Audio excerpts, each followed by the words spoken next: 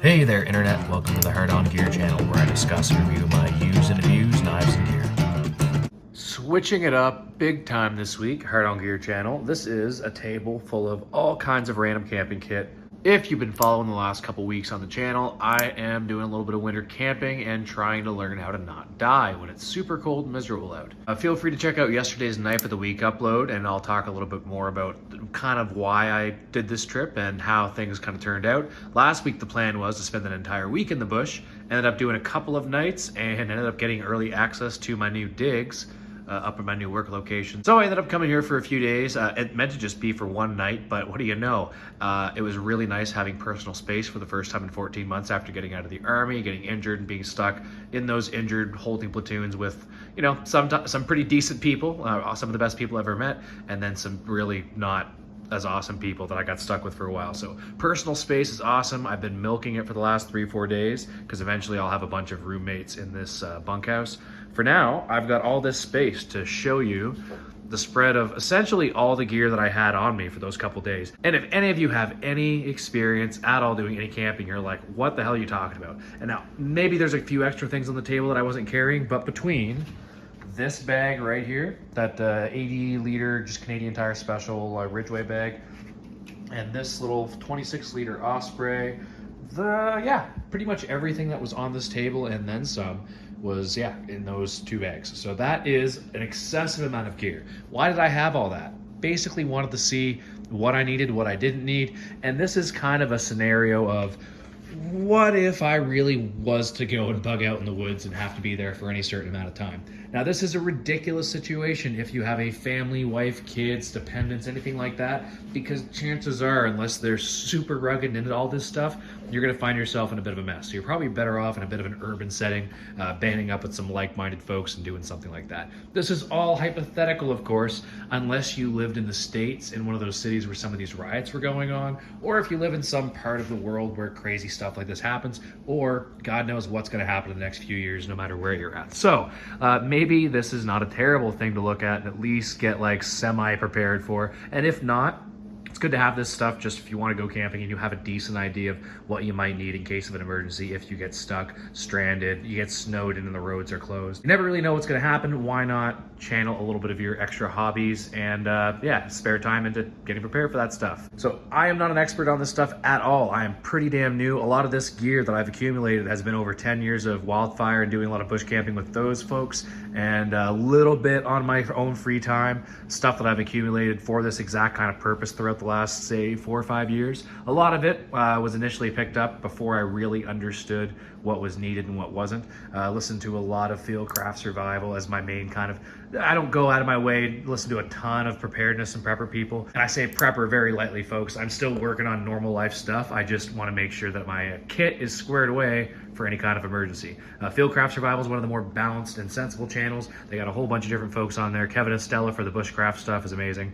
And then Mike Glover, Kevin Owens, and all these guys have got a wealth of knowledge, and that's probably the first place I'll send you. I am not affiliated with any companies or brands that you see on the table or that you hear me mention. Just going to give you suggestions of where to go because I am not the one and done source for bushcraft. I'm just here to show you how, what I learn along the way when I figure out what I do and do not need, and get a little bit better at firecraft and shelter building and filtering water and melting snow into water, because that was one thing I learned too on those last couple of days. So, oh, and hey there, viewers of the Hog channel. If you wouldn't mind, if you're enjoying this content, go ahead and click the like button, as it helps the channel out and gets this video out to more knife enthusiasts. I'm going to go through this kit really quickly and show you what I have. I'm going to be condensing it down to what I think that I really need, and then maybe add a couple of extra items and see where the bags end up weighing, because I do have a luggage scale here. This extra bag is a kind of 511 knockoff sort of thing I got off Amazon for, I don't know, $60 or something, relatively cheap, Canadian $60, maybe 80 at the most, but it had a lot of pockets. It seemed pretty practical, but also very tactical. And in the end, after watching, I think Tactical Rifleman had a video or two out about how he's got his bug out stuff set up. I don't watch a lot of his videos, I just seen that one or two. Seemed pretty legit to me. This is a big old target. The same reason why you don't really walk around in tactical pants and like a Punisher shirt if you don't want to be shot first, if there's like a school shooter running around the block.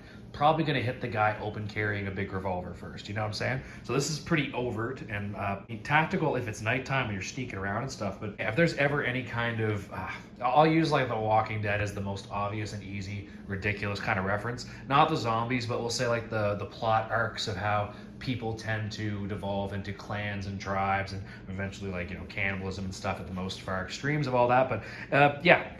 This is not always the best thing because this makes you look like you might have stuff on you that the other guy wants, or if nothing else, that you might know some stuff and maybe they're going to watch a little more carefully. Whereas something like this, it's pretty casual. This looks like I'm a dude. Maybe I hiked a mountain once, just walking around with my backpack, trying not to cause too much trouble, hat down low, looking like a dude. Or whatever you identify as. I'm not trying to judge anybody here, just, you know, I'm a dude. In case you're curious. Stuff gets confusing these days. So let's go, how about we do this? I'm gonna start off with, so the bags we've gone through. Let's go with what I'll be wearing.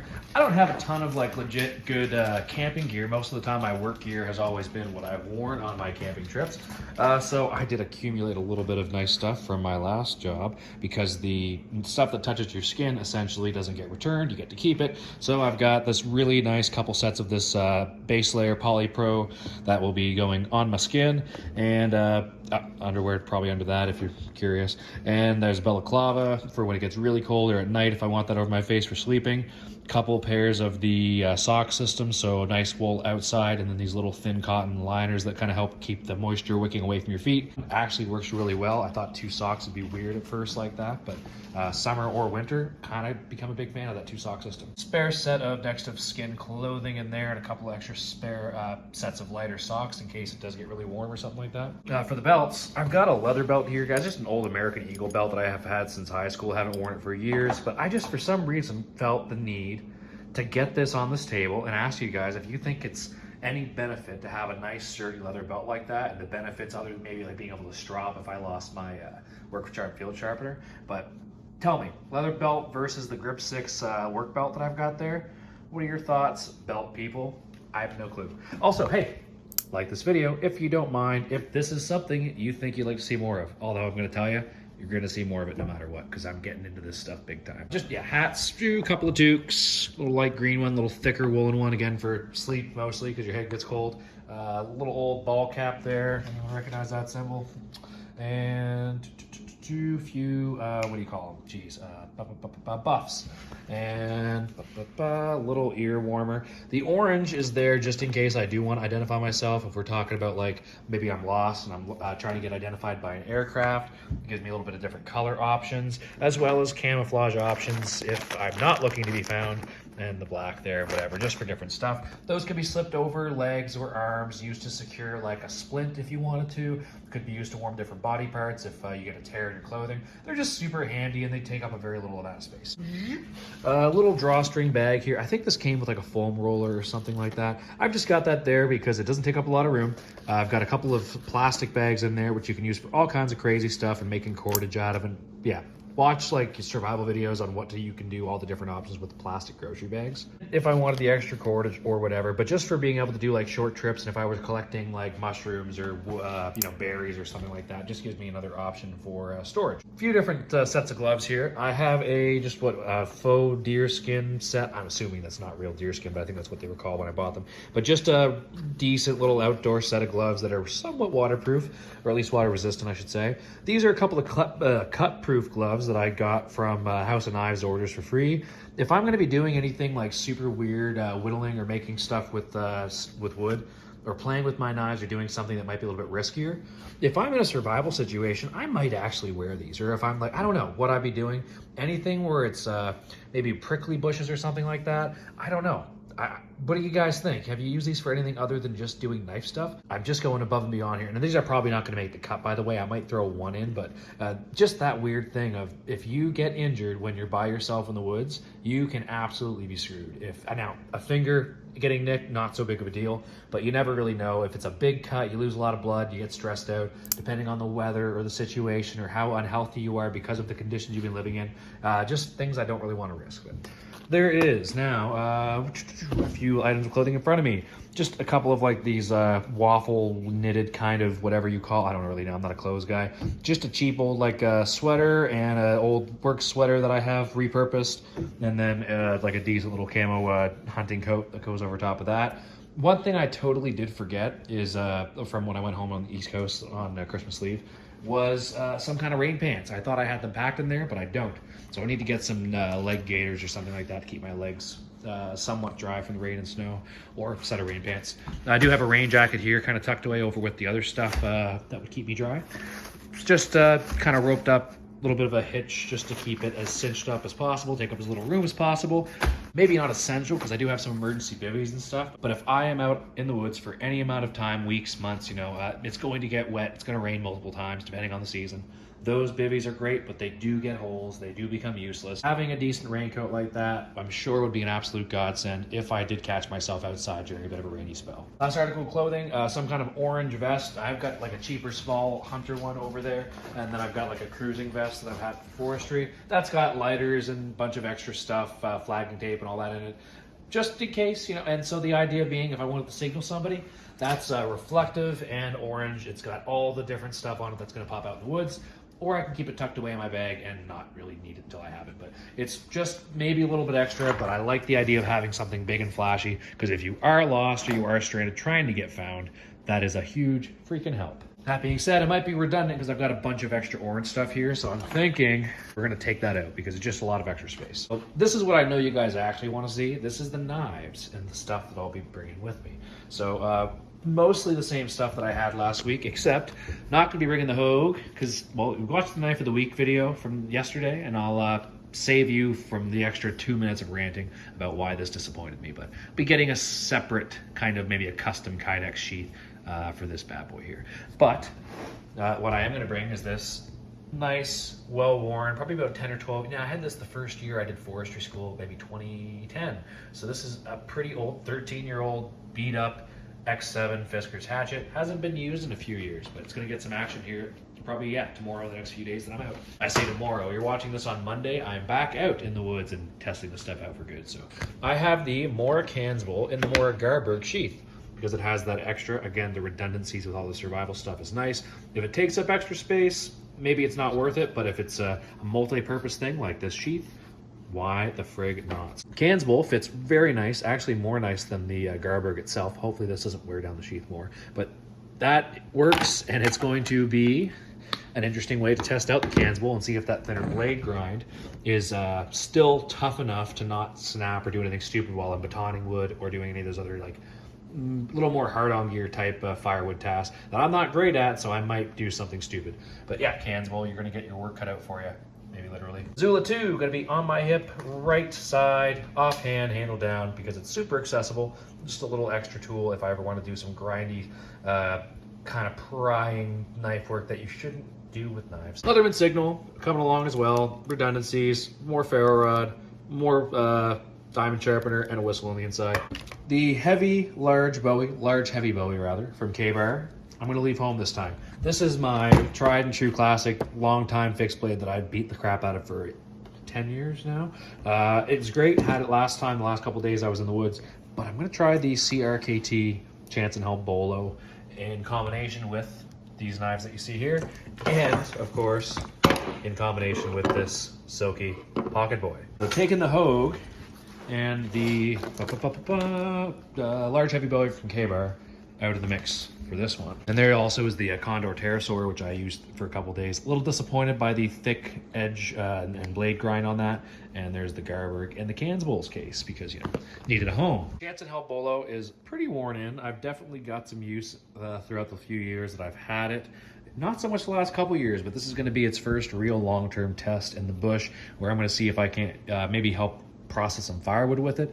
I don't know if it's going to really chop that well, but it does have a lot of weight towards the tip. But for doing limb clearing, this is going to be an absolute beast. Yeah, we're going to collect a lot of firewood together between the saw and that bolo, which technically not exactly a traditional bolo. I went through this with one of my buddies at the infantry who was pretty up on his weapons. And yeah, a little bit of a misnomer, or yeah, not quite a bolo shape. Anyone want to weigh in on that? For knife maintenance, bring the Work Sharp field sharpener, of course, because it is just the best all-around field sharpener I've got my hands on so far. I have a landscape blade medic or two maybe kicking around my kit because they're just so handy. And I'll probably explain too that I'm going to have a few of these doubles sitting in this bag, which I think I'm going to attach on the outside of that bag just to give me a day bag option. So if I want to do some smaller little excursions, if I am around for longer, maybe just for collecting firewood, because that's going to be the biggest concern as time goes on. But yeah, you don't want a lot of that around. But if I do get stuck for any amount of time and it starts raining or doing something miserable, I want to have like some emergency blankets and just a few extra like essential needs. Who knows, right? I break a leg or like twist an ankle. Maybe I can't walk a kilometer back to camp. I just want to be able to have all that extra stuff that I might need in that bag. And the K-bar large heavy Bowie could go in there. If I'm, hard to say. I'll probably have this other stuff on my hip. We'll see when the time comes. I don't want to overweight myself too much. But yeah, so there'll be like extra hand sanitizer, an extra bottle of Advil, that kind of stuff, extra lighters, all that in my, we'll call it my day bag. Including probably the extra landscape blade medic I've got over on that side of the table. This is the Speedy Sharp, which I've never heard of somehow. It's a little $20-ish piece of carbide knife sharpener that I'll have to stand by one. Magic, it's off. So yeah, carbide, you use one side to hone and one side to sharpen. So the sharpening side is going to pull a lot of metal away, so you're not going to really want to use it on your nice knives. The honing's not as bad. You maybe, if you needed to in a pinch, use like this on an S30V blade or something, you could. I personally am only going to use this on carbon steel stuff like axes and hatchets. I was using it on a straight cutter that I was using for my last little tasking in the military, just working, pumping out like information pamphlets. It was super exciting. But this works super well in places where these do not. So between these three, I can sharpen, I say, just about any freaking blade on the planet. So I've also got some Tough Glide and Tough Cloth. I have had these for a few years. People have suggested them to me. Bought them right around the same time as the channel started. I just haven't used them that much. I'm gonna buff up my gear with this stuff beforehand, at least the carbon stuff, and we'll see how it holds up, because there definitely was some rust on some of the lightly oiled stuff, because the oil does wear off. Of course, I'll be careful as to which knife I'm using eating, and I'll probably stick to the Mannix 2 for cutting food, because there won't be any Tough Glide or Tough Cloth going on that. Other than that, we have the Glock shovel, which I mentioned I need to find the pommel that goes in the back that keeps the saw in there, because it's probably sitting somewhere at my last campsite. Check the yesterday's knife of the week if you want to find out more about that. And the other thing people have mentioned, did I bring a firearm? Can I bring a firearm? Should I bring a firearm? Because I mentioned there are wolves and bears and stuff. I've been around them for enough years now, and times when I only had like an axe or a spear or something like that. So yes, I've got this Marlin 3030, the only long gun that you'll see with me, because, well, I live in Canada and this is what we have. And I should have mentioned this right from the beginning. In a position where you can bring, or you want to take the risk because that's where you live right now, because there's crazy stuff going on, I am not advising you to do any law breaking, and you should check your local laws and go by that and do all that stuff.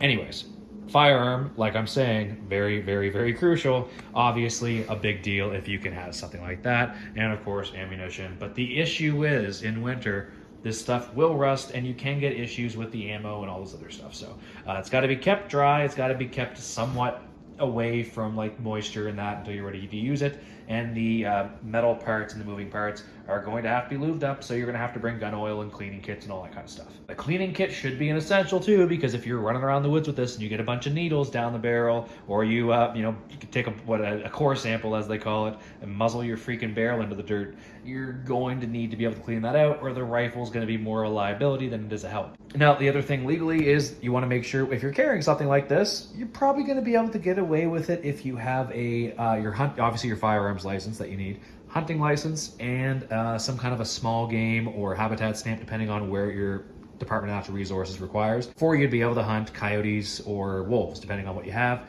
There's a year-round season in a lot, if not most places in North America. So if you have that small game tag and you have a rifle with the caliber that you're allowed to shoot that with, now a 30-30 near more urban areas is not going to fly, but in a lot of rural management zones and stuff, you can pretty much get away with most of these larger calibers, even for bunny blasting. So yeah, just a little thought on that is if you can manage it within the season, that's a thing to do.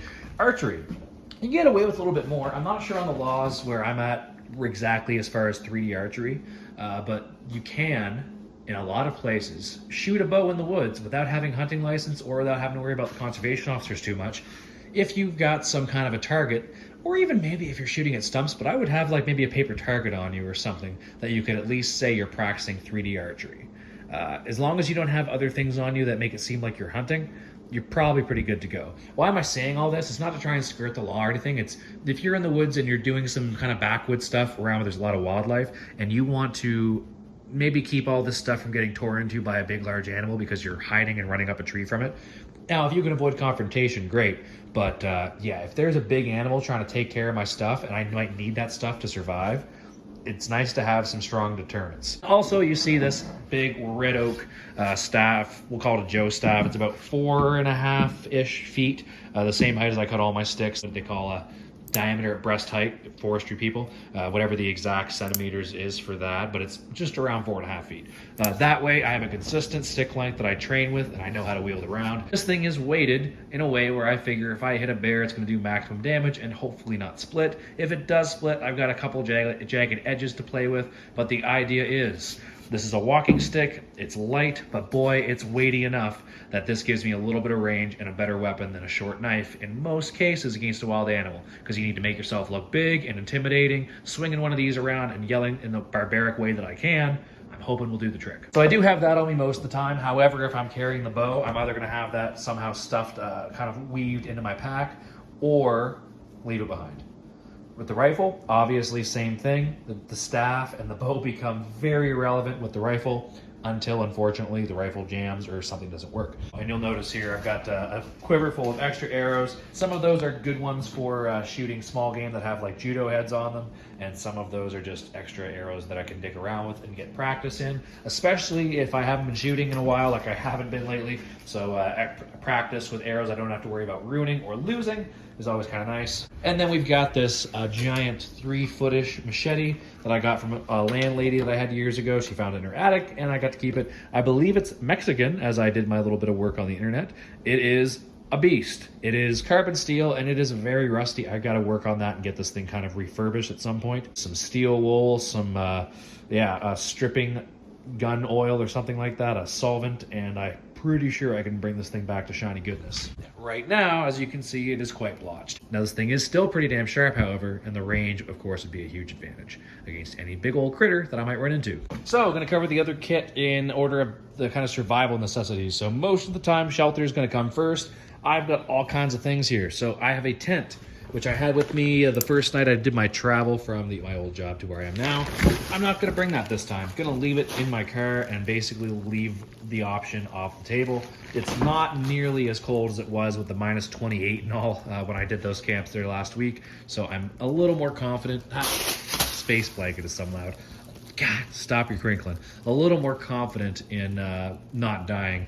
And basically that was just there as an extra comfort if I needed it. So this is a space blanket that I used on my last shelter build there a few days ago because the wind shifted and I got pretty damn cold. So yeah, go back and listen to yesterday's little story about that. After I finish all of this stuff, I'll talk more about the actual camping experience and the evolution of what I learned. Right now, the kit and dialing in what I'm bringing is more important, but I'll tell you that the wind shifted plenty of times and I just ended up kind of putting these space blankets up. One of them I ended up tearing, but just to block the stupid snow from getting all over my face. So gonna go with a totally different shelter build this time, but I'm just bringing that one just to reuse it. I'll probably use it for like a ground sheet under my sleeping area or something like that. But yeah, we'll see where that'll get used. Just don't want to keep blowing through all my space blankets for no reason when I can just keep reusing that one. For sleeping, I've got a foam pad that I will bring. The X-Ped mattress, which has been awesome. I tested this thing out in like minus 20 some. It is an inflatable mattress. It has got quite a bit of room for air. It's quite thicker than a thermarest. No issues. It did not crack or break or any kind of like ice crystals forming inside of it that would cause an issue. Maybe if I did it too much and pushed it, I'm sure maybe I'd find the limits.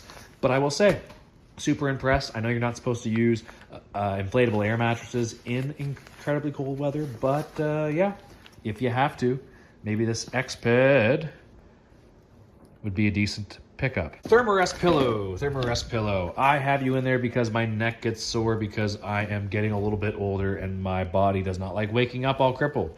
However, you take up so much room even when you're cinched up. I can get it tighter than this yet, but I'm going to leave that behind, I think, this time, just because of the amount of room, and I'm going to be able to make better bush pillow, or not better, but I'll be able to make a bush pillow easy enough. I'm going to start getting used to not having those extra sleep comforts, because I do like to sleep decent. It's pretty much not going to happen in the bush, though. You're too busy making fires and hearing weird noises. So sleeping bag with a felt liner on the inside. And then mummy liner, which I had last time, didn't have the felt liner. I'm switching it up. I'm going there. Now, if I was doing a real legit shelter build and like a survival situation, not going to have the stuff with me. I'm testing out my emergency kit. Want to make sure I've got all my stuff that I would need if I had to survive. So keep that in mind. Keep your comments tame, although always welcome to give me some criticism and suggestions, because I will take them. Or at least listen to them and kindly tell you that I'm not going to do them. And this is a hammock, which you'd think might be a luxury item, but if I end up in a soaked environment or it rains a lot, if I can get off the ground and throw a tarp over top of me, even if I can't get all the rain to stop wicking off my hammock lines, and I have slept in a hammock that was soaked from water coming down the tree lines during a thunderstorm, it's not fun, but it's still better than being soaked on the ground. Okay, water. We've got aqua tabs for water purification. Also have a Life Straw bottle. I can't remember what exactly the Life Straw Flex, that's what it's called. So you can fill the bottle up and then suck right through the top there, and that goes through the filter. Or typical Life Straw, which I can fill my Nalgene up, put the Life Straw in the Nalgene, or obviously right out of a stream or a river. Handy to have. There's also a little pump in there that after any amount of time you should do the backflow reverse kind of purge or whatever using that little syringe, and that extends the life of your Life Straws. Keeps them from getting clogged up and keeps you from getting not clogged up if your water's not healthy and you end up getting dehydrated. Oh, I've got a spare Life Straw that's still in the package there. I don't know if it's worth having a third one in there. I think 2 plus the aqua tabs plus I can boil water and all that are that's plenty of water for your purification. I got an Nalgene there. I might hook that extra Nalgene onto my small bag again. That's what I had it on before, at least. And then an extra liter of water just in case I really run out. And I did actually have to replace that because of my last trip. I did run out of water a few days ago. I really had an issue with the snow because I could not get clean snow. So I have brought this from a gooseneck kettle that I had for making coffee. Never really made tea with it. So this is going in here. The pot will contain, of course, a bunch of other stuff. Won't be empty. And this is going to be so essential for dumping out that melted snow into a water receptacle without getting all the freaking needles and dirt and stuff, because I just don't, there's so much stuff that was in it. I just don't know if it's going to be good on my body to drink too much of it. So, yeah. Survival people, let me know. Maybe it's just extra fiber and minerals for me, but drinking a bunch of dirt and tree debris and stuff seemed like a bad idea. But yeah, all kinds of cool things that I'm sure I could do with this if I needed to. But yeah, filtering out impurities from water, microscopic and large macro things, very, very nice. I'm no scientist, but I'm pretty sure you need water. I've also got the stainless steel cup that I think came with a bottle of whiskey. Yep. And stick a sock over it just to keep it from getting dirty. And then I just carabiner that onto the outside of my bag.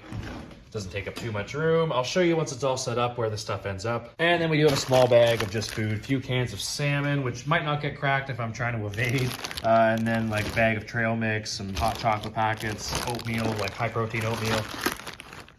Non-hydration tablets, which we've got more of there, and Mio Sport, which if you're getting dehydrated, like going on like a 3-to-1 ratio of electrolyte supplemented beverage to regular water will help get you back on track. And for all that food and smelly stuff, we got a dry bag here, which you probably seen at the beginning of the video, which will probably go up in a tree via some paracord or just in my bag or somewhere if I'm carrying stuff that I don't want to get soaked. Can also kind of works as an external backpack because it does have the backpack straps like a lot of those day bags, or dry bags rather, so pretty handy. So that's all of our essentials covered. Going on to the extra stuff we have here. Toiletries. There's a bag of all kinds of random toiletry stuff, a pair of earplugs, some toothbrush heads, toothpaste, dental floss, some little compressed dehydrated napkins, a comb for my super wiry beard once I've been living in the woods for a few weeks.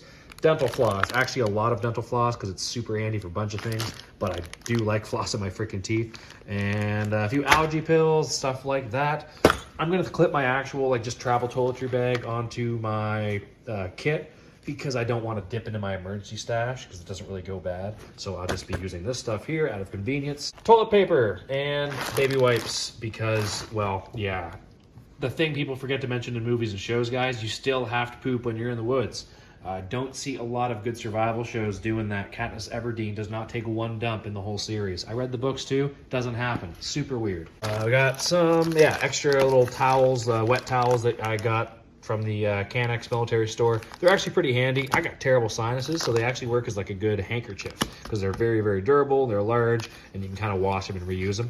So gross, right? But a little extra slick thing to stick in a pocket in case you want one when you need one. And to be able to wash your face after a few days of being in the woods all grimy, super morale boosting actually. Okay, gonna go to med. So med and all this other stuff that we have here. We got some duct tape because splinting and repairs of clothes or helping seal up bleeding if you've got some kind of gauze or even like a t-shirt and then tape the crap out of it. If you've got to stop a bleed sometimes, like duct tape might not be the most ideal on certain things, but if you've got nothing and you've got to wrap some kind of a super crazy tourniquet or get some kind of pressure, not ideal, not suggesting it, not a medical doctor. There's a million things you can do with that stuff. Same thing with electrical tape.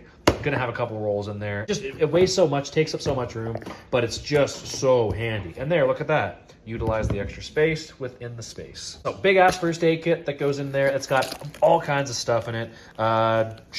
Some drugs in there of various types. ASA for heart attack type stuff. Advil, Tylenol for Tylenol breaking a fever. If you've got certain bacterial issues or sepsis or an infection, Advil's not going to do the trick for killing that fever. So Tylenol and ASA, super handy. Advil for like more prolonged aches and pains.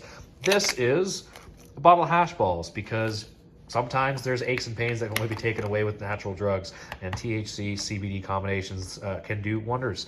The other thing is bargaining. Never know where you might be when somebody might trade a lot for something like a little exogenous boost that the THC can give you. So hash balls, clear eyes, not necessarily for this, although maybe if you don't want people knowing because you're in some kind of a hospital or something. I don't know. End of the world could be weird. I don't normally worry too much about that. But if you're around a campfire and you're eating smoke, this stuff can come in so handy. And it did the other night when I was trying to keep this fire alive with a bunch of green wood.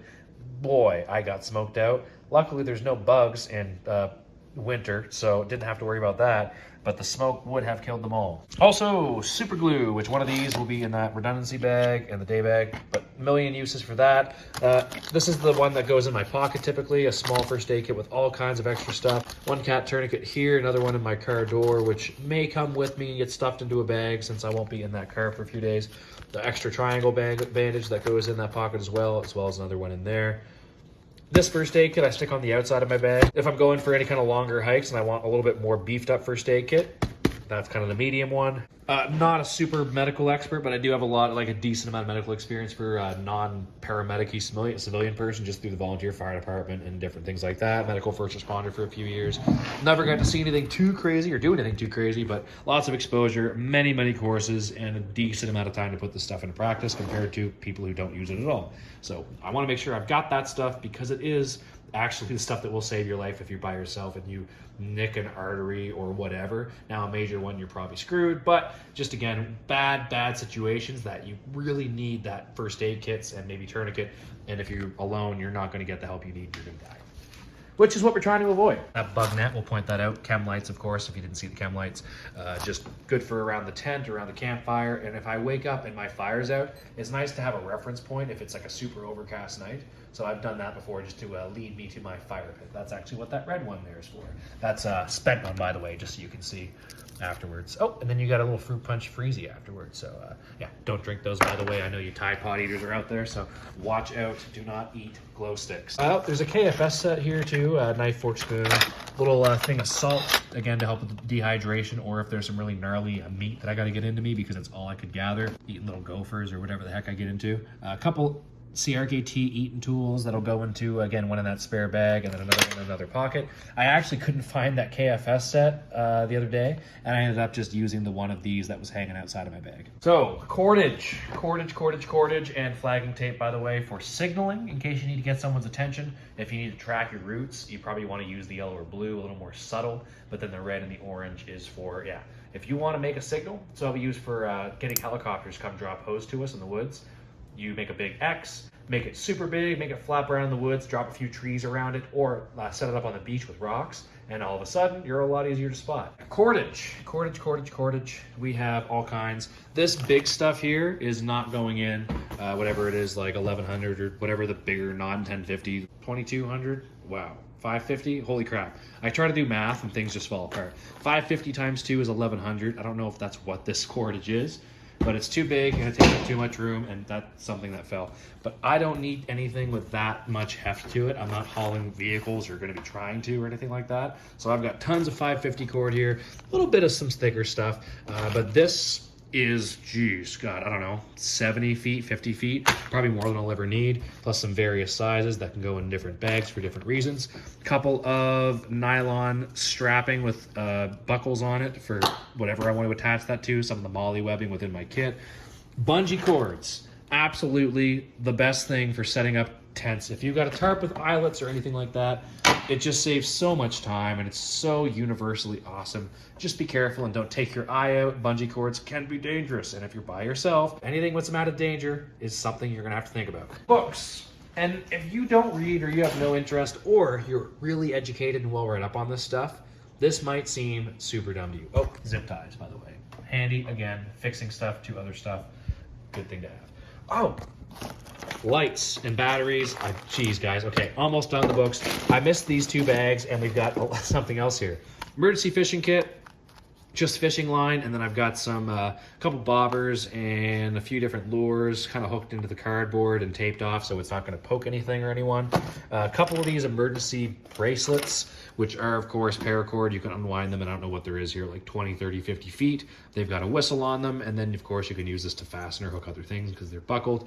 What are your guys' thoughts on these? I'll stop waving them around so much. What are your thoughts on these? Do you think they're useless? Are they just gimmicks? Are they good for kids? I'm pretty much just keeping them clipped at the top of each of my bags on the inside so they're accessible. Who knows? Maybe I'd want to throw it on if I was going for a walk and I super light, didn't want to carry a bunch of extra stuff on me, but yeah, just a thought. They're there, and there's also another whistle there and extra whistles on my bags in different places. But yeah, this bag is going to be at the top of my big rucksack, and this will be one that if I only had to grab one little tiny thing to throw in my day bag, this has got most of what I need to survive. Now, I've got knives on me all the time, so I'm not so worried about that, but I've got my GPS in there, some extra batteries, compass, some extra cordage, another one of those emergency fishing kits, lighter, and hemp wick. And then we've got a bunch of batteries in here, probably more than what I need. There's a little Coleman, I think, or no, Woods, another Canadian Tire brand type thing.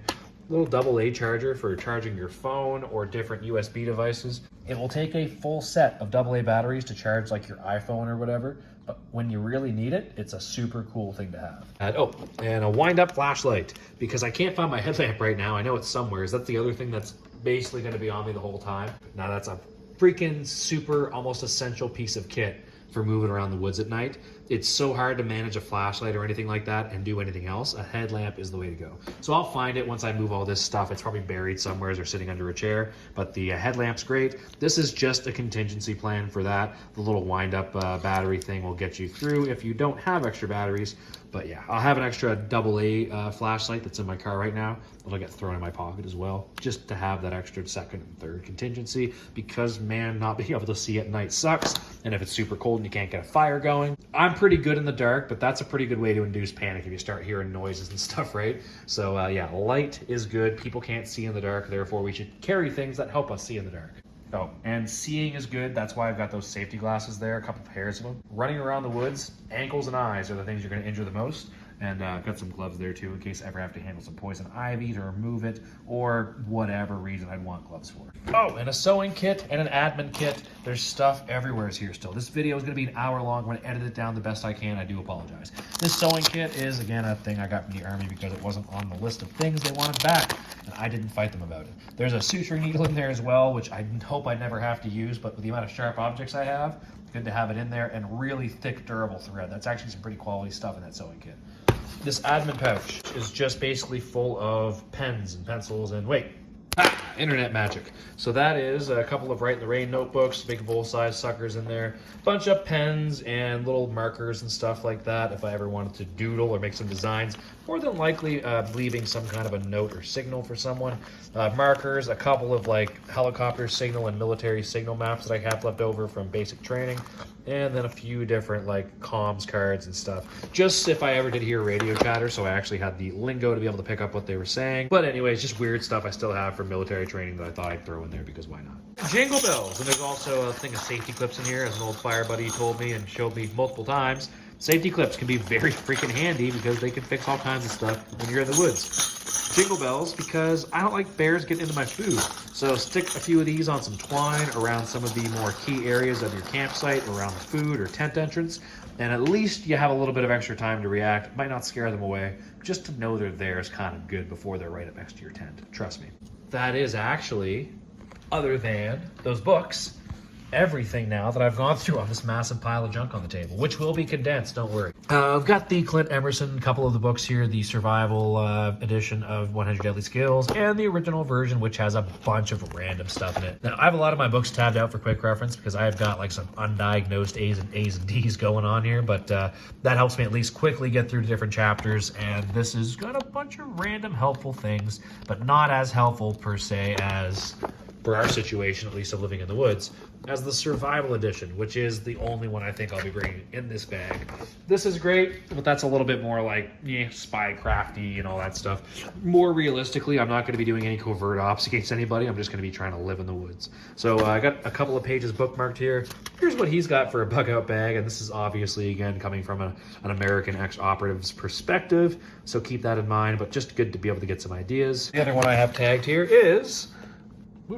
Actually, no, this isn't what it was. It was the next page. Shark attack. Desalination. I thought I had that. Oh, it must be on this side. Yes. So desalination. If you are near salt water, which I used to live by, and you don't have fresh water, that's a super cool trick, right? Now, if you've watched different survival shows, maybe you picked this one up, but if you need extra information that could save your life, having a little book like this that might have all kinds of tricks is worth its weight in gold. So that's going to be coming with me. The other books that I have here, extra set of headlamp replacement batteries. Got a deck of cards because if I do end up by myself for a long period of time, now after all the survival stuff is streamlined, life might get boring. Maybe I just sit down and play solitaire all day. Maybe I find a different purpose for them. Maybe I find a friend to survive with and we have some kind of poker game that we can play with rocks. But the other books, mushrooms. I do not know my mushrooms at all. This book has got basically every kind of mushroom that should be in North America to my knowledge, maybe the world. I will know which ones to eat. I will not enjoy them, but I will eat them if I have to. This Morris Kachansky, I'm going to mispronounce that name forever. Canadian dude. Probably one of the best well-known bushcraft guys ever. Kevin Estella recommends the heck out of him, so this is one of the bushcraft books that I've kind of dug through and found little things that I know I should remember more when I'm out there. I got to try and get to the point these next few days where I have a moment to look at this and check some of my work and look for some improvements in my camp, because I get so caught up just trying to like make shelter and keep a fire going that you really don't have a lot of time just to dick around looking at stuff. But for prolonged situations, the reading material's there. The other book, you can't really see it in there, is the Book of Five Rings, Miyamoto Musashi, just to give me a little bit of philosophical ponderings, again, for those prolonged situations. So, Survival Edition, I think, because of the power of knowledge and how much I can get out of those, I'm going to keep all four of those rather, probably in that bag. But that is the layout of what a person could carry in a bug out kit. I've kind of given you a decent idea of some things that are a little excessive or redundant. There's definitely some things here you could add that I don't have. Off the top of my head though, yeah, I'm not really thinking of anything right now. So let me know down in the comments what you think. I'll give you a little preview at the end of this as to what I put in my bag. And then when I've done this strip and I come back to being a little bit more normal and not living out in the woods for days at a time next week, I'll still be going out probably to this site a few times. I don't plan on taking this camp down right away fully whenever I do establish the shelter. But yeah, you'll see at the end, right before this video cuts, a rough idea of what's coming with me. But comment down below what you would be bringing first, kind of what your main priorities are. Things that I have on this table that you think are ridiculous, feel free to comment about. Things that I have on this table that you have that you absolutely would bring, definitely let me know that too. And if I am totally off my rocker with all this stuff, keeping in mind that this isn't just a survival kit for like random, like maybe I'll be in the woods randomly for a night. This is me as a single dude with no dependents, being able to bug out in the woods for days or weeks or months, if I had to, at a time, because things are getting so bad in society or whatever terrible thing happened that that's an option for me more so than trying to poke my head around town if we're being occupied by some weird foreign country. But anyways, whatever happens, just want to be ready. And why not have all this stuff practiced and know what it's like to have to deal with ammo and weapons in the freaking minus whatever cold. And same thing with the bow, that metal riser in the cold. Man, I can get it warm, and you have to do it's like friction work and all this stuff, like rubbing my bow to get that metal and aluminum kind of so I can handle it. But that eats right through the gloves after it's sitting in the cold. So a wood recurve. So this is a Martin Jaguar, by the way. I never mentioned that. Samick Sage is about the same price, but it's entirely wood. It's takedown as well, I do believe. But that is another option. Also, yeah, as a takedown recurve, I can take that into an incredibly small package and throw it into my backpack if I wanted to. Wow, a long time since we've had an hour-long hog video, although again, by the time I've trimmed this down, hopefully it's not quite that, but no promises. Yeah, thanks guys. Thumbs up if you like the freaking video. If you don't, I guess you could thumb it down. I won't cry about it. I'll just be curious, so comment down below as to why you thumbed it down. And if you're a troll, I will troll you back because I'm still at the point where there's not enough of you to really bother me that much, and it's kind of fun. So be warned, I will troll at your soul and you will not like it.